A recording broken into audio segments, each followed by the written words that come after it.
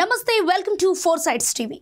ప్రభుత్వం మారినా ఆయన తీరు మారలేదు, హవా కూడా తగ్గలేదు. గత ప్రభుత్వ హయాంలో ఎమ్మెల్సీ పదవి దక్కించుకున్న ఆయన పలువురు ఉపాధ్యాయులను కావలసిన చోటికి డెప్యుటేషన్లపై వేయించుకొని ఆధిపత్యం చెలాయించారు, పబ్బం గడుపుకున్నారు. ఇప్పటికీ అదే చేస్తున్నారు. ఆయన పేరు దేశపతి శ్రీనివాస్. ఆయన వైఖరి వల్ల ఎందరో ఉపాధ్యాయులు ఇబ్బందులు పడ్డారు.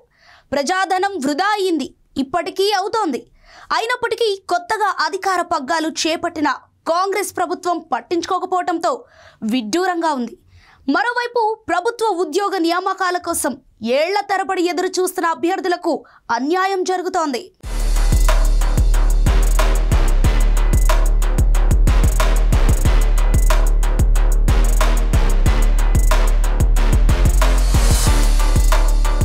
దేశపతి శ్రీనివాస్ వృత్తిరీత్యా ఉపాధ్యాయుడు, ప్రవృత్తిరీత్యా ఉద్యమకారుడు.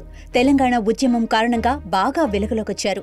తెలంగాణ మలిదశ ఉద్యమంలో ప్రత్యేక కళారూపాలతో అటు జనాన్ని ఇటు కేసీఆర్ను ఆకట్టుకున్నారు.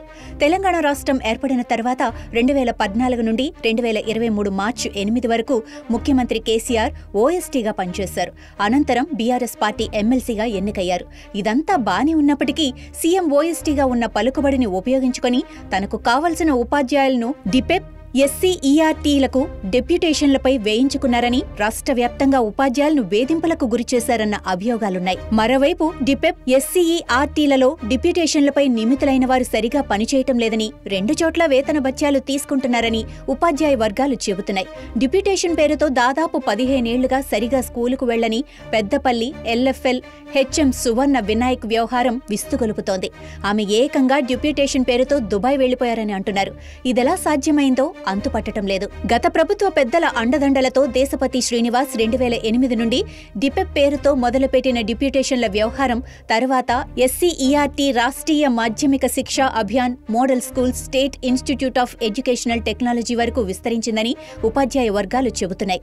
ఉపాధ్యాయులను వేధించటమే కాకుండా వివిధ కార్యక్రమాల పేరుతో పాఠాలు చెప్పనీయట్లేదని ఆరోపిస్తున్నాయి. దేశపతి శ్రీనివాస్ అనధికార కార్యకలాపాలపై తీవ్ర ఆరోపణలు రావడంతో 2015లో ఎస్సీఈఆర్టీ వ్యవహారాలలో ఆయన వేలు పెట్టకుండా ప్రభుత్వం చర్యలు తీసుకుంది.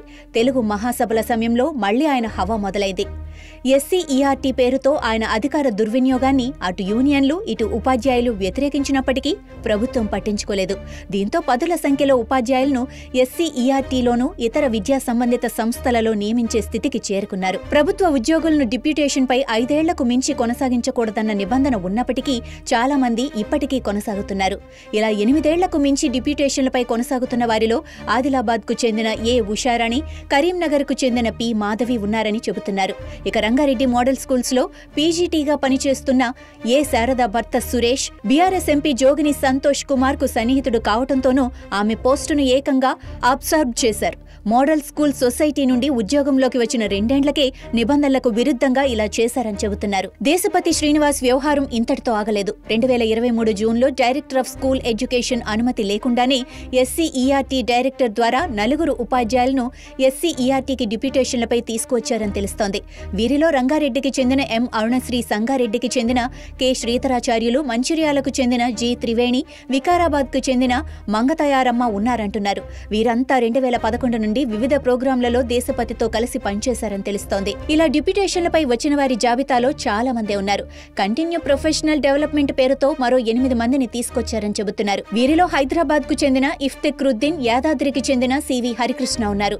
వీరు నల్గొండ జిల్లాలో పనిచేసినప్పుడు సరిగా స్కూల్ విధులకు రావట్లేదని స్థానికులు ఆందోళనలు చేపట్టారు. దీనిపై అప్పట్లో పత్రికల్లో కథనాలు కూడా వచ్చాయి. ఇంకా ఈ జాబితాలో ఖమ్మంకి చెందిన వి సుధాకర్, రంగారెడ్డికి చెందిన బి సురేష్ కుమార్ రెడ్డి, యాదాద్రికి చెందిన టి వెంకన్న, కె ఉపేందర్ రావు, నిర్మల్కి చెందిన ఎస్ సంగీత, సిద్దిపేటకు చెందిన వి ప్రశాంత్ కుమార్ ఉన్నారు. అప్పట్లో అధికార బలంతో దేశపతి శ్రీనివాస్ విద్యాశాఖలో ముఠాలా ఏర్పడి సొంత నిర్ణయాలు తీసుకున్నారని, డీఈఓలను ఉపాధ్యాయులను బెదిరించేవారని ఉపాధ్యాయ వర్గాలు చెబుతున్నాయి. అయితే సీఎం రేవంత్ రెడ్డి నేతృత్వంలో కాంగ్రెస్ ప్రభుత్వం అధికారంలోకి వచ్చాక కూడా దేశపతి శ్రీనివాస్ ఆధిపత్యం కొనసాగుతూ ఉండటం ఆశ్చర్యం కలిగిస్తోంది. తనను ఎవరూ ఏమీ చేయలేరని ఆయన ధీమాగా చెబుతున్నారని తెలుస్తోంది. కాంగ్రెస్ అధికారంలోకి వచ్చాక ప్రభుత్వ ఉద్యోగ ఖాళీలను భర్తీ చేస్తామని కాంగ్రెస్ పార్టీ ఎన్నికల వేళ హామీ ఇచ్చింది.